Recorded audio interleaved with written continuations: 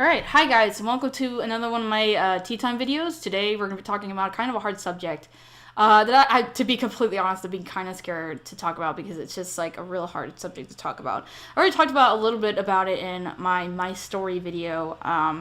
So I'm just kind of, well, I'm not really adding onto it, but I'm just commenting on a few events that have happened recently in regards to sexual assault in an attempt to maybe educate some people. I feel like YouTube's a good platform for educating others on different points of view, so I feel like maybe I can do that with this video, maybe. So yes, this is going to be talking about a lot of very hard subjects. Trigger warning ahead of time if, you know, you need to be concerned with that, which I understand because I also have to.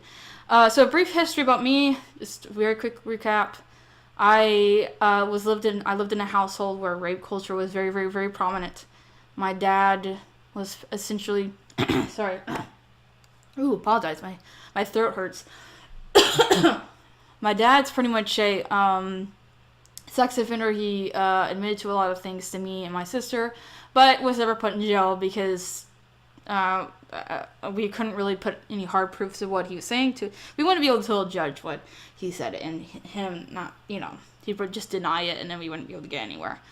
So he's not in jail, but he's admitted to a lot of things that would be considered quite criminal. A lot, yeah, there's a lot. I mean, he's admitted to things like wanting to follow girls home, and stalking them and stuff. I don't think he actually did stalk them. Fingers crossed he didn't. At this rate, I don't know. But I wouldn't be surprised. But he's admitted to a lot of stuff that's like that. So I'm speaking from that background when I talk about these subjects.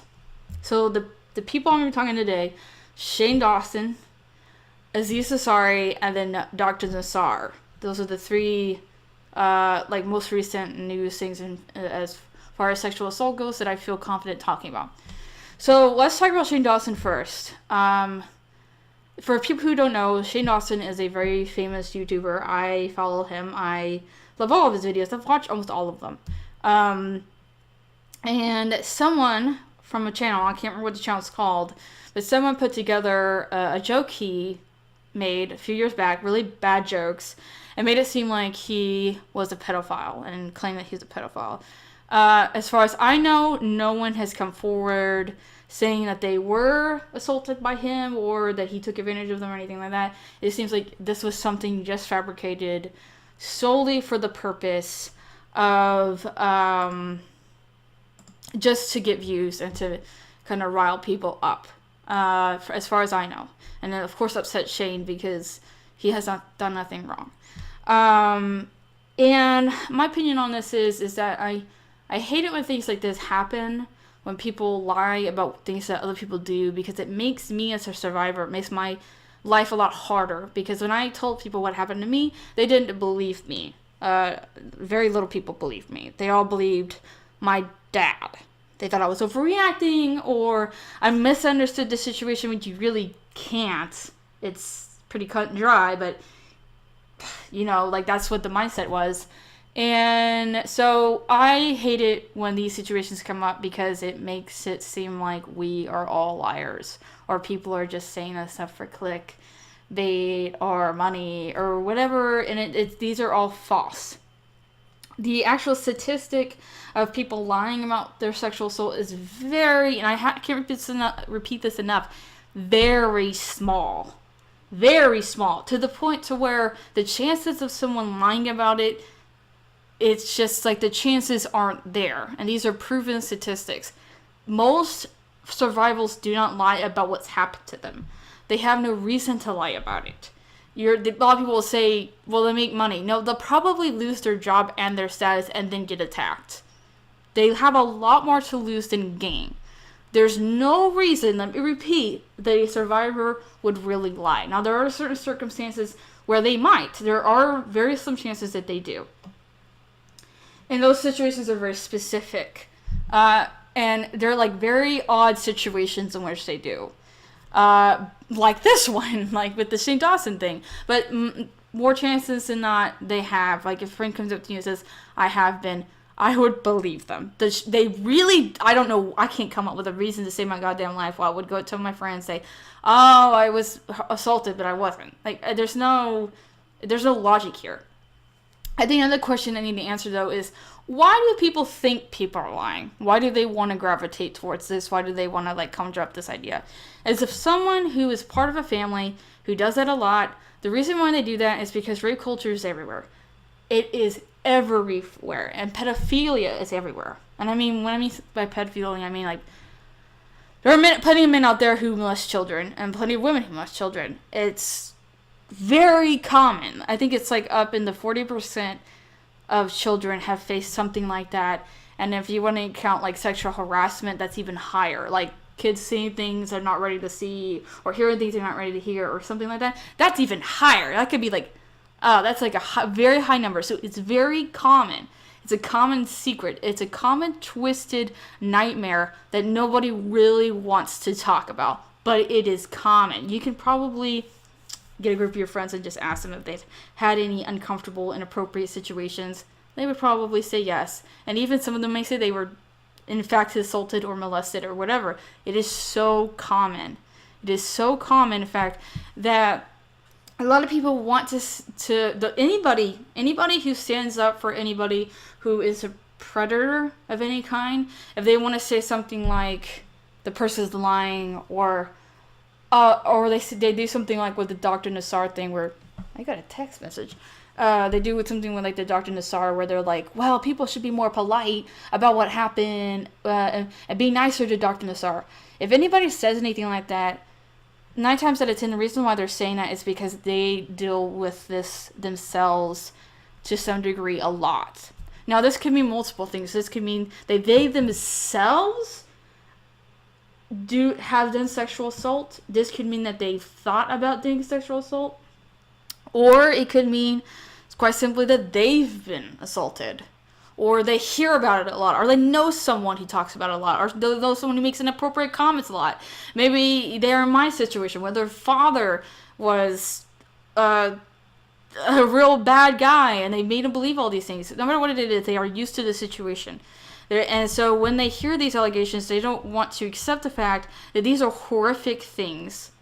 And so they say they must be lying. Because it translates directly to, I myself do not want to deal with it. I don't want to deal with the consequences.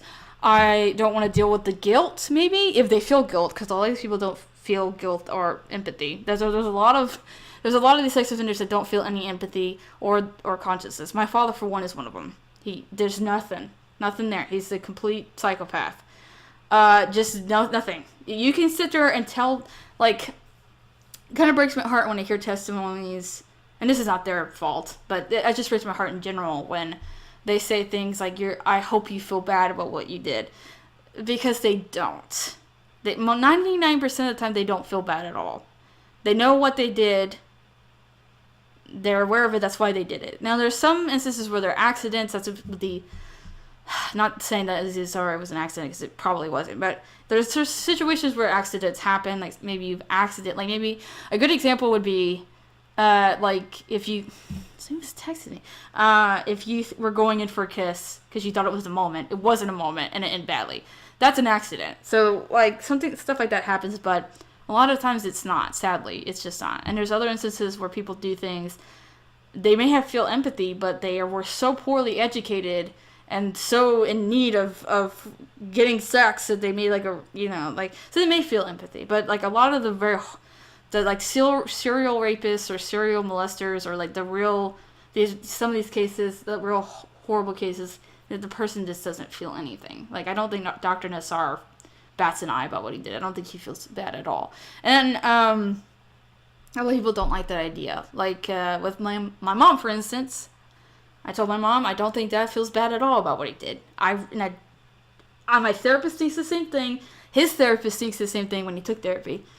And all this other stuff. But my mom's like, no, it's not that bad. Like, he feels... Because nobody wants to accept that there's people out there who just don't feel bad about this stuff. And that's just a reality we have to accept. And in reality, it's good to accept, because... I think a part of the blaming process, at least for me, is that, like, sometimes they go, oh, no, they didn't mean it. But if you kind of just accept the fact that some people mean it, and that's their fault. It's their fault. They're the one, they didn't, you know, they wanted to hurt you, and that's their fault. So that's a very long-winded response to why do people lie, but essentially, or why do people think people lie? It's just padding in order to make themselves feel better about the situation. That's probably why they attacked, like, again, they said the judge was being mean. It's because they don't want to face and accept the horror that they're participating in. They either want to think, again, they want to think their acts aren't that bad, or they don't want to go to jail for what they did, or they just don't want to face it. So that's an answer for that. Which we'll go on to Aziz Ansari now. I've had a lot about the Aziz Ansari incident because I was a fan of Aziz Ansari. I was a big fan, and when I heard it, I was like, oh no. I was like, oh god. But I was also partly not surprised because a lot of times with like comedy, like it's another issue. Another issue is that a lot of people like to make pedophile jokes or rape jokes and say, well, it's just funny and you can't take a joke. Humor is one of the biggest ways that rapists get away with what they do. Oh, the number one way. They go, oh, it's just a joke. Like, like I got molested and my dad would he sexually abused me for 20 years. But my dad abused me till the day I moved out of my house. And he would just joke. So it put me in a situation where I can't say anything because they'll just say, well, he must have been joking. And I'm like, no, it doesn't really work that way. You can't assault someone and go, oh, it was just a joke. What? You can't murder someone and then afterwards go, I was just kidding. And they're like, but he's dead. I was just kidding. Like, it's not, please don't try not to do the rape or pedophile jokes at all because you really are trivializing it and you're just supporting, again, an invisible nightmare that you don't see. Maybe you never partaken in this. Maybe you'll never deal with this. But when you make a joke, there's a bunch of silent people around you who are either part of it or a victim of it. So you need to be aware. Be aware of this. Because, again, it's very common. It's so common, and I think people take that for granted. They think it's not that bad. Like, rape is so extreme, it's rare. Or assault or anything like that. No, don't think like that. So, yeah, Aziz Ansari is kind of a comedian. So, I don't know, something about him made me not so surprised that the event occurred, but, and this is like an ultimate fear of mine, is one of the reasons why I didn't date for a long time, and why I was afraid, I swear to God, I'm going to turn off my phone, I swear, it's bothering me, I don't know if you guys hear it, but I just keep hearing this like ding over and over again. What was I saying? God damn it. She just like I think it's my sister, and she completely distracted me, but, my ultimate fear is because men, and even women, or anybody, they think two things. They think that you have to kiss at the end of a good date, which has happened to me. The bad date I was on, he anticipated a kiss at the end, and I was like, no. Like, first of all, you didn't ask me. You just wait. You just did this. And I was like, no, I'm not going to kiss. I don't even like the date. Like, what's wrong with you? And if you even did, like, you could just ask me. I mean, you could be like, hey, do you want to kiss? And I'm like, no, because I don't want to kiss you. Like, and some guys, if they say, hey, come back to my place, they think that's an immediate consent to sex. And so I'm like, I'm never going to a guy's house. This is me growing up because I was raised in this rape culture. So I just didn't go to guys' houses. And that's for my best friend. Like, my best friend called to James, my best friend James, who went to his house all the time. That's how I learned that when you go to men's house, you don't have sex. You don't have to have sex with them because it's just not how the world works. It's just like the weirdest. It's a very bizarre thought, but a very common thought. I'd say it's bizarre, but a lot of people think this way. And because I'm trying to imagine, like, if consenting to sex is like inviting someone over and being like, to me, this is how it feels like to me, and being like, you have to eat cookies, and they're like, but I don't want cookies. But you said you're gonna go to my house and now we're gonna eat cookies. It's just like, I don't want cookies. Like, no, you're gonna eat cookies. And that's how it comes off to me, like, because sex is a fun act you're supposed to do with someone else, or making them watch a movie, like holding them down and be like, you're gonna watch The Dark Knight with me, like that. To me, that's like such a strange Like, why would you do that? Like, why would you make someone do an activity they didn't want to do? I know some people do that. The people that go, you're going to watch them, you're going to like it. And I think that's just rude, and it's sensitive, and in this situation, criminal. Because I do think an important thing to keep in mind is that sex and rape is completely different things. They're not the same thing. I'm going to say that again. Not the same thing. They are completely different. They're not in the same category. That's why I kind of get bothered when they say sexually assault to someone. Even though I say it too. But anyway. Sex should not even be in the word because it's not the same thing. In one, you're being attacked. Wait. Sorry. I mixed up my hands. But one of them you're getting attacked. The other one you're consenting to and it's a fun time. Attack, fun time. Two different things. Another analogy I could use, I know people don't like the analogy, but we can use it anyway. Driving, running someone over with your car. One is murder, the other one is something we do every day. Okay, they're two different things, and it's pretty cut and dry. There's not really a maybe, what if. There's no misunderstanding. Either you consented to the act, or you ran over someone with your car. It's just two different, it's not the same thing. I think that's important to say, because this is something I was confused with a while. I wouldn't date a guy because I was like, well, he's going to want to have sex with me, and I'm going to have sex with him, because that's what you do in a relationship. And then my therapist had explained it to me 20 times that that's not like a thing. Like, you don't have to have sex with someone if you don't want to have sex with them. And if you say, no, I don't want to, and they're still persisting you, that is criminal territory. That's running over with the car territory. If they're trying to convince you, that's criminal territory. That's not fun. Like, if you feel uneasy, if you feel unhappy, if you feel scared, that is not like good sex. That's not that's not really sex anymore. That's something we really need to consider and talk about. It's an activity that both people willingly participate. Otherwise, you're not getting consent. It's just, that's the way it is. And so with Aziz, I think it is that he just was like, I'm going to be a smooth dude. And it's like, no. She was saying, if the person even hesitates, if they don't respond to you, if there's any hint they're not having a good time, then stop what you're doing, or you go to criminal. You go to the criminal area. If you don't stop what you're doing and ask if they're okay, criminal. It's criminal. What he did was wrong, and it was a crime. I don't care what anybody else says. You don't do that. You don't just make people touch you. You don't grab someone's hand and make them touch you. Like, that's not, that shouldn't even be a question. Okay? Because they should both be willing. It's just like, why didn't she, let's use the car analogy again. There are people who were like, well, why didn't she just scream no and run out of the apartment?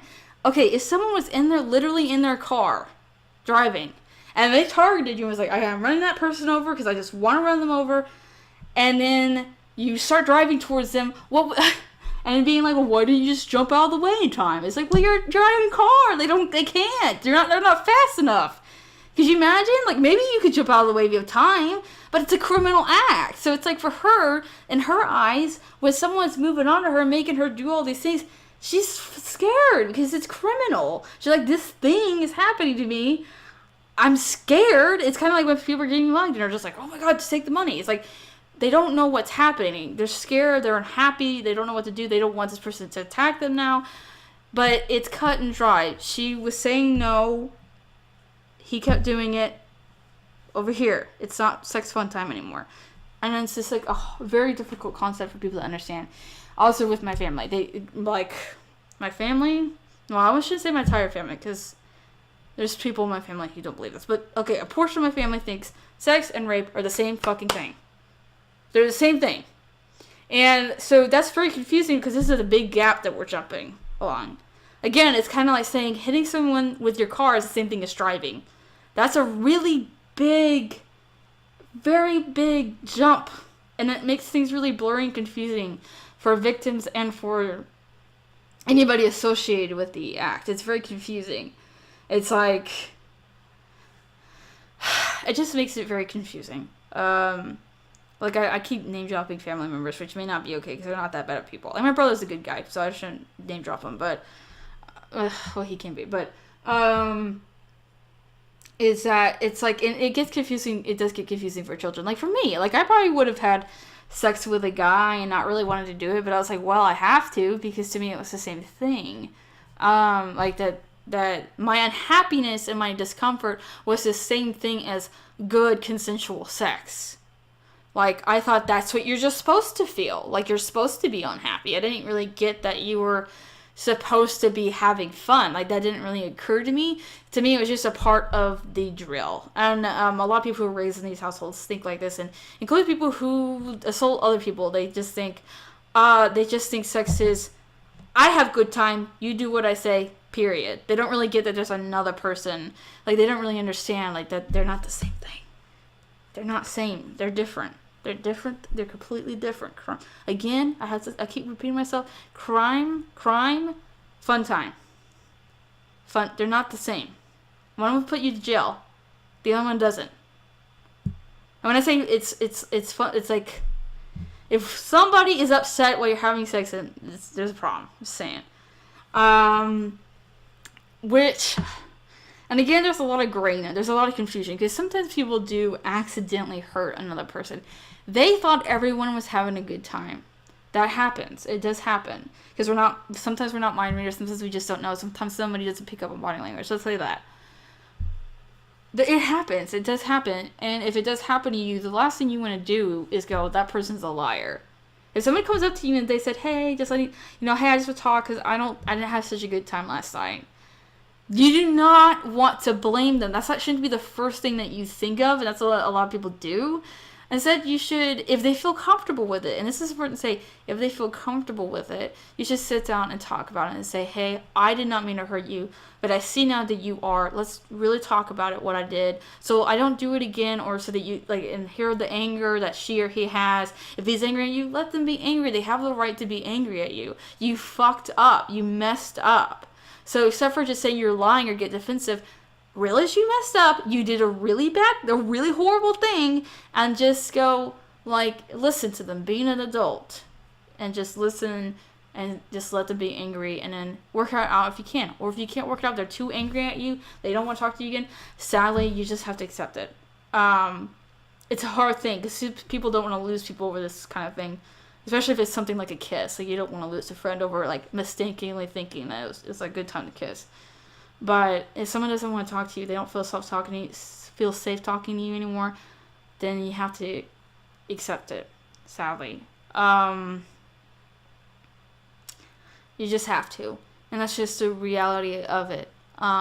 If you hurt someone, you hurt them bad, sometimes you can't come back. But if they're willing to talk to you, then talk and figure out what you did, but listen and don't be angry. Like for Shane, I think he did a good thing by saying that the jokes he made were not good jokes and that they're immature jokes and he shouldn't have made them, and that was the right move to make. He was defensive for the rest of the video. I think he was just angry because these claims were made up for views, but it's just admitting that you did something wrong. And then accept that consequence. And just accept it. Because the education right now in this country is really bad when it comes to sex. And a lot of people just don't know and they don't understand. Hell, I'm scared of even making this video right now. Like, I contemplated not even putting it up. I'm deleting it. Because I'm afraid that all I'm going to do is that I'm going to get attacked. Because I'm trying to provide some kind of perspective and education on these things, but it's such a sensitive topic that I was like, oh, maybe I shouldn't talk about it, but I feel like it's important to talk about. I feel like it's important to talk about these events that go on. I just do. And it's a difficult thing to educate people on too, because it's so complex. It's a very complex problem that we're dealing with, and even the things I'm telling you now are simplified, because there's different situations for everything. There's different solutions to everything. There may not even be a solution to the problem. It may just be a horrible situation, and that's it, period. There's no way out. Because sexual assault is horrific for the people who make rape jokes that haven't been raped. you should see how it's like to actually experience it, because you wouldn't think it was funny. It's truly horrible, and I don't think that, and I can't think of a single book or movie or video game or movie, anything that accurately depicts what it's like to the T. I don't think anybody does.